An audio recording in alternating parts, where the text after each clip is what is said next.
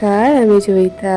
আর আজকে আমার ভিডিওটা একটু অন্যরকম। আমি আজকে রান্না করছি আমার খুব প্রিয় একজনের জন্য, আমার ভাইয়ের জন্য।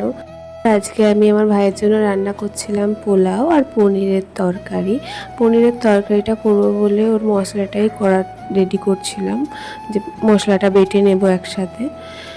এইখানে আমি নমস্কার করে গঙ্গা জল ছিটিয়ে রান্নাটা শুরু করে দিয়েছি। প্রথমে আমি পোলাওটা করব, তারপর পনির। এখানে আমার একটা কথা আছে, মানুষ বলে দীক্ষা না থাকলে নাকি ভগবানের জন্য ভোগ প্রসাদ রান্না করা যায় না। আমার নিজের দীক্ষা নেওয়া নেই, তবে কি করব বলো, আমার যে বড্ড ইচ্ছা করে আমার ভাইটাকে কিছু রান্না করে খাওয়াই। মায়ের সাথে এত ইচ্ছা করে, তখন আর মন মানতে চায় না, তখন আমি রান্নাটা করেই ফেলি আমার ভাইয়ের জন্য।